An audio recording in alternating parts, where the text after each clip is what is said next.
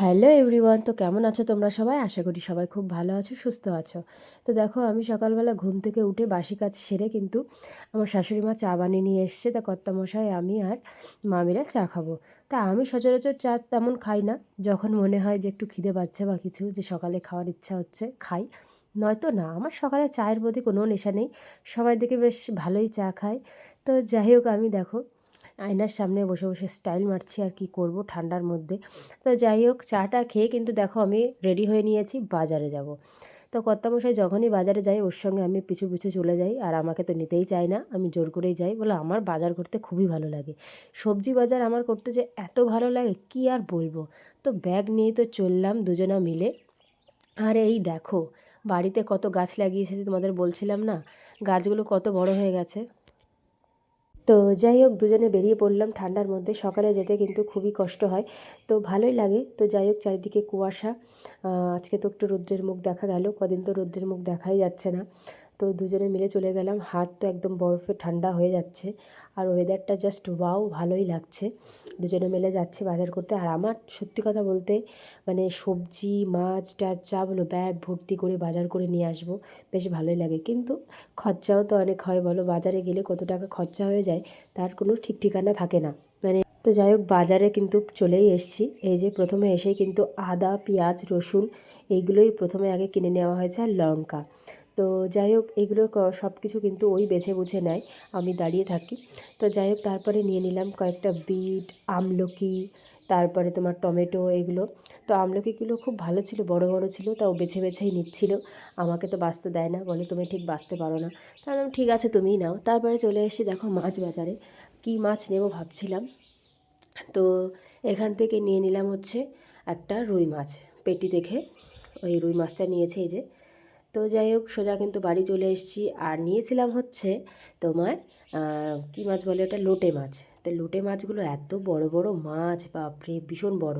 তা ওর দেখে বেশ পছন্দ হলো, তো আমি, চলো নাও। তো দেখো, যাই হোক, এসেই কিন্তু আমি রান্নাটা বসিয়ে দিয়েছি। তো প্রথমেই হচ্ছে রুই মাছ করব। বেশ ভাজা করে নিয়েছি মাছগুলো, আলু দিয়ে বেশ সুন্দর করে কষিয়ে মশলা দিয়ে রান্না করব রুই মাছটা। মাছটা খুব ভালো ছিল। আর শেষে হচ্ছে রান্না করব হচ্ছে তোমার লোটে মাছ। লোটে মাছটা আমি আগেও একবার খেয়েছি, বেশি সচরাচর এই মাছটা খাওয়া হয় না। যখন ভালো লাগে তখনই আমি এই মাছটা খাই। তো যাই হোক, এদিকে কিন্তু আমার অলমোস্ট রুই মাছের ঝোলটা হয়েই গেছে। জানি না রান্নাটা কেমন হবে, ভালো রান্না করার তো চেষ্টা করি। যা হয় তাই তো খেতেই হবে, কিছু করার নেই।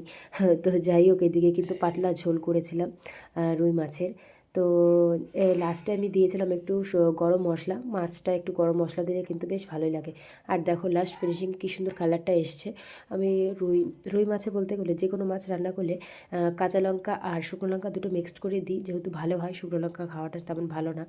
তো যাই হোক, এদিকে কিন্তু আমি আর একটা মাছে কিন্তু লবণ হলুদ মাখিয়ে রেখেছিলাম। আর এদিকে মশলা সব কিন্তু হাতে বাটা, বেশ সুন্দর করে সব সাজিয়ে রেখেছি। হাতে বাটতে একটু কষ্ট হয় ঠিকই, কিন্তু হাতে বাটা মশলার স্বাদই আলাদা।